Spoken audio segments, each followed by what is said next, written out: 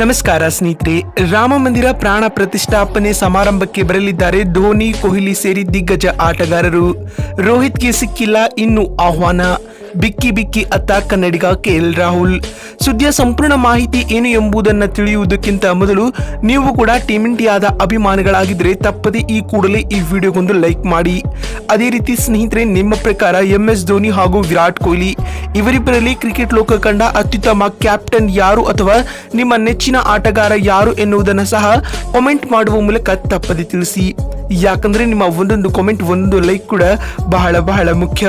ಹೌದು ಸ್ನೇಹಿತರೆ, ಜನವರಿ 22ರಂದು ಅಯೋಧ್ಯೆಯ ರಾಮ ಮಂದಿರದ ಪ್ರಾಣ ಪ್ರತಿಷ್ಠಾಪನೆಯಲ್ಲಿ ಪಾಲ್ಗೊಳ್ಳಲು ಕೊಹ್ಲಿ ದಂಪತಿಗಳಿಗೆ ಆಹ್ವಾನ ನೀಡಲಾಗಿದೆ.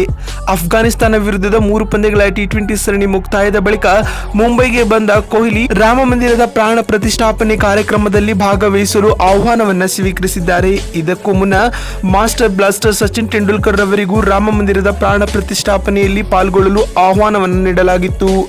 ಅದರಂತೆ ಕ್ರಿಕೆಟ್ ದೇವರು ಕೂಡ ಈ ಶುಭ ಸಮಾರಂಭದಲ್ಲಿ ಪಾಲ್ಗೊಳ್ಳುವ ನಿರೀಕ್ಷೆ ಇದೆ. ಹಾಗೆ ಟೀಮ್ ಇಂಡಿಯಾದ ಮಾಜಿ ನಾಯಕರಾದ MS ಧೋನಿಗೂ ಈಗಾಗಲೇ ಆಹ್ವಾನ ನೀಡಲಾಗಿದೆ. ರಾಷ್ಟ್ರೀಯ ಸ್ವಯಂ ಸೇವಕ ಸಂಘದ RSS ಸಹ ಪ್ರಾಂತೀಯ ಕಾರ್ಯದರ್ಶಿ ಧನಂಜಯ ಸಿಂಗ್ ಅವರು ಧೋನಿರವರಿಗೆ ಸೋಮವಾರ ಆಹ್ವಾನ ಪತ್ರಿಕೆಯನ್ನ ಹಸ್ತಾಂತರಿಸಿದರು.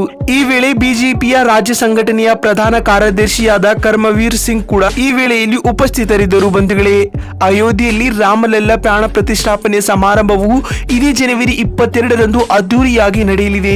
ಹಾಗೆ ಈ ಕಾರ್ಯಕ್ರಮಕ್ಕೆ ಈಗಾಗಲೇ ದೇಶದ ಹಲವು ಗಣ್ಯರನ್ನ ಆಹ್ವಾನಿಸಲಾಗಿದೆ. ಅದರಂತೆ ಕ್ರಿಕೆಟ್ ಕ್ಷೇತ್ರದಿಂದ ವಿರಾಟ್ ಕೊಹ್ಲಿ, ಸಚಿನ್ ತೆಂಡೂಲ್ಕರ್, MS ಧೋನಿರವರಿಗೆ ಆಹ್ವಾನ ನೀಡಲಾಗಿದೆ. ಆದರೆ ಈ ಪಟ್ಟಿಯಲ್ಲಿ ಪ್ರಸ್ತುತ ಟೀಮ್ ಇಂಡಿಯಾ ನಾಯಕರಾದ ರೋಹಿತ್ ಶರ್ಮಾ ಹಾಗೂ KL ರಾಹುಲ್ ಅವರು ಕಾಣಿಸಿಕೊಂಡಿಲ್ಲ. ಈ ಸುದ್ದಿಯನ್ನ ಕೇಳಿ ಈ ಇಬ್ಬರು ದಿಗ್ಗಜ ಆಟಗಾರರು ಭಾವುಕರಾಗಿದ್ದಾರೆ ಸ್ನೇಹಿತರೆ. ಇನ್ನು ಬಹುನಿರೀಕ್ಷಿತ ರಾಮ ಮಂದಿರ ಉದ್ಘಾಟನಾ ಸಮಾರಂಭದಲ್ಲಿ ಭಾರತದ ಗೌರವಾನ್ವಿತ ಪ್ರಧಾನಮಂತ್ರಿಗಳಾದ ನರೇಂದ್ರ ಮೋದಿರವರು ಸಹ ಉಪಸ್ಥಿತರಿರಲಿದ್ದಾರೆ. ಅಲ್ಲದೆ ಈಗಾಗಲೇ ಉದ್ಯಮಿ ಮುಖೇಶ್ ಅಂಬಾನಿ, ರತನ್ ಟಾಟಾ, ಲೆಜೆಂಡ್ ಬಾಲಿವುಡ್ ನಟ ಅಮಿತಾಬ್ ಬಚ್ಚನ್ ಸೇರಿದಂತೆ ದೇಶದ ಕೆಲವು ಅತ್ಯುನ್ನತ ವ್ಯಕ್ತಿಗಳಿಗೆ ಆಹ್ವಾನವನ್ನು ನೀಡಲಾಗಿದೆ. ಬಂಧುಗಳೇ, ನೀವು ಕೂಡ ಶ್ರೀರಾಮ ಮಂದಿರ ಪ್ರಾಣ ಪ್ರತಿಷ್ಠಾಪನೆ ಸಮಾರಂಭಕ್ಕೆ ಕಾಯುತ್ತಿದ್ದರೆ ತಪ್ಪದೆ ಕಾಮೆಂಟ್ ಬಾಕ್ಸ್ ಅಲ್ಲಿ ಜೈ ಶ್ರೀರಾಮ್ ಅಂತ ಕಾಮೆಂಟ್ ಮಾಡುವ ಮೂಲಕ ತಪ್ಪದೆ ತಿಳಿಸಿ. ಯಾಕಂದ್ರೆ ನೀವು ಮಾಡುವ ಒಂದೊಂದು ಕಾಮೆಂಟ್, ಒಂದೊಂದು ಲೈಕ್ ಕೂಡ ಬಹಳ ಮುಖ್ಯ. ವಿಡಿಯೋವನ್ನ ಇಲ್ಲಿವರೆಗೂ ನೋಡಿದ್ದಕ್ಕಾಗಿ ಧನ್ಯವಾದಗಳು. ಮತ್ತೊಂದು ವಿಡಿಯೋದಲ್ಲಿ ಸಿಗೋಣ.